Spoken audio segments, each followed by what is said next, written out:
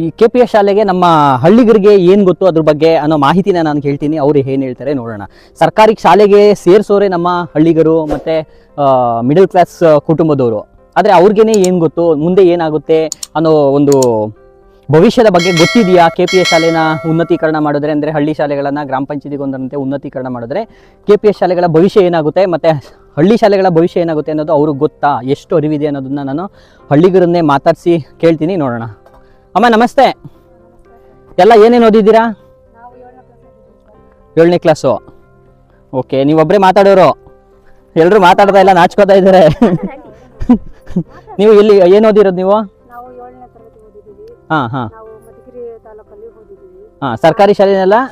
ಸರ್ಕಾರಿ ಶಾಲೆಯಲ್ಲೇ ನಾನು ಓದಿರೋದು. ಅವಾಗೆಲ್ಲ ಮೇಷ್ಟ್ರಿದ್ರು ಪಾಠ ಮಾಡಕ್ಕೆ? ಅವಾಗೆಲ್ಲ ಮೇಷ್ಟ್ರುಗಳಿದ್ರು, ಅಂದ್ರೆ ಅವಾಗ ತುಂಬಾ ಸ್ಟ್ರಿಕ್ಟ್ ಆಗೂ ಇದ್ರು. ಆದ್ರೆ ಈಗೀಗ ಸ್ವಲ್ಪ ಸ್ಕೂಲ್ಗಳಲ್ಲಿ ಮಾಸ್ಟರ್ಗಳದ್ದು ಕಂಪ್ಲೇಂಟ್ ಜಾಸ್ತಿ ಬರ್ತದೆ.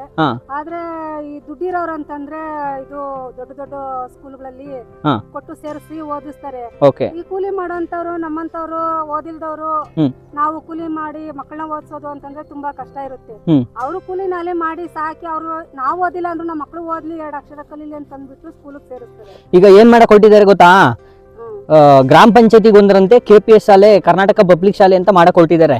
ಅದನ್ನ ಮಾಡಿದ್ರೆ ಈ ಸುತ್ತಮುತ್ತ ಹಳ್ಳಿ ಇರ್ತಾವಲ್ಲ, ಈ 4-5 ಹಳ್ಳಿ ಇರ್ತಾವಲ್ಲ, ಆ ಶಾಲೆಗಳ ಮಕ್ಕಳೆಲ್ಲ ಕಡಿಮೆ ಇರ್ತಾರಲ್ಲ ಮಕ್ಕಳು, ಅಂತ ಶಾಲೆಗಳ ಮಕ್ಕಳೆಲ್ಲ KPS ಶಾಲೆಗೆ ಹೋಗ್ಬೇಕು. ಅಂದ್ರೆ ಅದು 3-4 ಕಿಲೋಮೀಟರ್ ಇರ್ಲಿ, 5-6 ಕಿಲೋಮೀಟರ್ ಇರ್ಲಿ, ಅಲ್ಲಿಗೆ ಹೋಗ್ಬೇಕಾಗುತ್ತೆ. ಮಕ್ಕಳಿಗೆ ನಡೆಯಕ್ಕೆ ಕಷ್ಟ. ಈಗ ಇಲ್ಲಿ ಒಂದು ಅರ್ಧ ಕಿಲೋಮೀಟರ್ ನಡ್ಕೊಂಡು ಹೋಗ್ರಿ ಅಂದ್ರೆ ಮಕ್ಕಳು ಬೆಳಿಗ್ಗೆ ಹೊತ್ತು ಅಳ್ತವೆ, ಬ್ಯಾಗ್ ಎತ್ಕೊಂಡು ಒಂದು ಹೊರೆ ತಗ್ಲಾಕೊಂಡು ಹೋಗಕ್ಕೆ ಅಳ್ತವೆ. ಅವನ್ನ ಬಿಟ್ಟು ಬರಕ್ಕೆ ಎಲ್ಲರ ಮನೆಗಳಿಗೂ ಗಾಡಿ ಇರಲ್ಲ, ಎಲ್ಲರ ಮನೇಲಿ ವಸತಿ ಇರೋದಿಲ್ಲ, ಯಾರೋ ಕೆಲವ್ರ ಮನೆಯಲ್ಲಿ ಗಾಡಿಗಳು ಇಟ್ಕೊಂಡಿರ್ತಾರೆ. ಬಟ್ ಅವ್ರೆ ನಾವು ಟ್ರಾವೆಲ್ ಕೊಡ್ತೀವಿ, ನಾವು ವ್ಯಾನ್ ಗಳನ್ನು ಕೊಡ್ತೀವಿ ಅಂತ ಹೇಳ್ತಾರೆ, ಅದು ಕೊಡ್ತಾರೆ ಅಂತ ಅನ್ಸುತ್ತಾ? ಆದ್ರೆ ಅವ್ರ ತರ ಫೀಸ್ ಕಟ್ಟಕ್ಕೆ ಇವ್ರಿಗೆ ಆಗ್ಬೇಕಲ್ವಾ? ಎಷ್ಟೋ ಜನ ಅವ್ರ ಮನೆಯಲ್ಲಿ ಊಟಕ್ಕೆ ಕೂಡ ಇಲ್ದಿರ ಎಷ್ಟೋ ಕಷ್ಟ. ಫೀಸ್ ಕಟ್ಟಂಗ ಏನಿಲ್ಲ, ಸರ್ಕಾರಿ ಶಾಲೆನೇ ಅದುವೇ. ಆದ್ರೆ ಅವರು ವ್ಯಾನ್ ಕೊಡ್ತೀವಿ ನಾವು ಅಂತ ಹೇಳ್ತಾರೆ. ಈಗಿರೋ 30-40 ಇರೋ ಶಾಲೆಗಳಿಗೆನೆ ಮೇಷ್ಟ್ರುಗಳನ್ನ ನೇಮಕ ಮಾಡ್ತಾ ಇಲ್ಲ. ಇನ್ನು ಒಂದ್ ಮಕ್ಳಿದ್ರು ನಾವು ಸರ್ಕಾರಿ ಶಾಲೆನ ಮುಚ್ಚಲ್ಲ ಅಂತ ಹೇಳ್ತಾವ್ರೆ ಸರ್ಕಾರದವರು. ಅದು ನಿಜ ಅನ್ಸುತ್ತಾ? ಅವ್ರು ಹೇಳೋದು ಹಂಗ್ ಮಾಡ್ತಾರೆ ಅಂತ ಅನ್ಸುತ್ತಾ ಅಂತ ಅದ್ರ ಮೇಲೆ ನಂಬಿಕೆ ಇದೆಯಾ? ಸರ್ಕಾರಿ ಶಾಲೆಗಳು ಮುಚ್ಚಿದ್ರೆ ಒಂದು ಅರ್ಧ ಭಾಗ ಗೌರ್ಮೆಂಟ್ ಮುಚ್ಚಿದ ತರ ಇರುತ್ತೆ. ಗೌರ್ಮೆಂಟ್ ಶಾಲೆಗೆ ಒಂದು ಮರ್ಯಾದೆನೇ ಇರಲ್ಲ, ಒಂದು ಬೆಲೆನೂ ಇರಲ್ಲ, ಆ ತರ ಆಗ್ಬಿಡುತ್ತೆ ಅದು. ಯಾವತ್ತು ಗೌರ್ಮೆಂಟ್ ಇಂದ ಎಷ್ಟೋ ಮಕ್ಕಳಿಗೆ ಉಪಯೋಗ ಆಗಿದೆ. ಬಡವ್ರ ಮಕ್ಕಳಿಗೆ ಸ್ಕಾಲರ್ಶಿಪ್ ಸಿಕ್ಕಿದೆ, ಅವ್ರಿಗೆ ಸ್ಕೂಲಿಂದ ಬಟ್ಟೆ ಸಿಕ್ಕಿದೆ, ಊಟ ಸಿಕ್ಕಿದೆ, ರೇಷನ್ಗಳು ಸಿಕ್ಕಿದೆ. ಮಕ್ಕಳಿಗೆ ಬಡವ್ರ ಮಕ್ಕಳಿಗೆ ಚೆನ್ನಾಗಿ ಅವ್ರಿಗೆ ಅನುಕೂಲ ಸಿಗ್ತಾ ಇದೆ ಗೌರ್ಮೆಂಟ್ ಸ್ಕೂಲ್ಗಳಿಂದ. ಆದ್ರೆ ಸ್ಕೂಲಿಂದ ಬಿಡಿಸೋದಕ್ಕೆ ಸ್ವಲ್ಪ ಕಷ್ಟ ಆಗುತ್ತೆ. ಇದು ದುಡ್ಡು ಕೊಟ್ಟು ಹೋಗೋ ಸ್ಕೂಲ್ಗಳಲ್ಲಿ ಅವ್ರಿಗೆ ಏನು ಸಿಗೋದಿಲ್ಲ.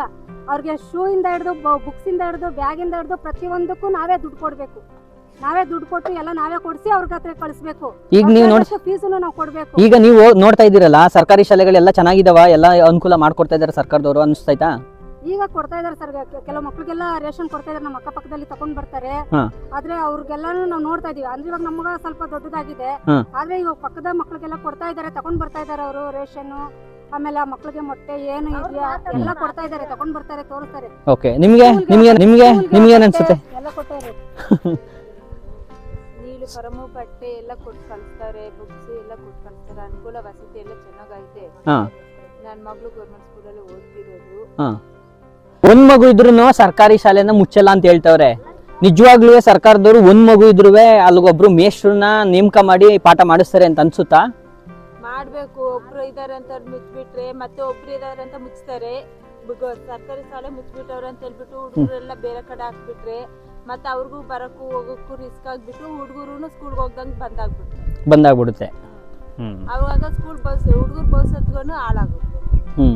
ಹಂಗಂತ ಮುಚ್ಚಕ್ ಆಗಲ್ಲ. 4-5 ಕಿಲೋಮೀಟರ್ ಕಳಿಸ್ಬೇಕಾಗುತ್ತೆ KPS ಶಾಲೆಗಳಿಗೆ. ಕಳಿಸ್ತೀರಾ ಅವಾಗ? ಕಳ್ಸಕ್ಕೂ ಆಗಲ್ಲ, ಹುಡುಗರು ಹೋಗಕ್ಕೂ ಆಗಲ್ಲ. ಅಷ್ಟು ದೂರ ನಡ್ಕೊಂಡು ಹೋಗ್ಬೇಕಂದ್ರೆ ಇವಾಗಿರೋ ಬ್ಯಾಗ್ಗಳಾದ್ರೆ ಲಗೇಜ್ ಇಷ್ಟು ಇರುತ್ತೆ, ಅವ್ ಹೊತ್ಕೊಂಡು ಅಷ್ಟು ದೂರ ಅವ್ರು ನಡ್ಕೊಂಡು ಹೋಗಕ್ಕೂ ಆಗಲ್ಲ. ಅವ್ರಿಗೂ ತೊಂದ್ರೆ ಆಗುತ್ತೆ, ಮಕ್ಕಳಿಗೂ ತೊಂದ್ರೆ ಆಗುತ್ತೆ.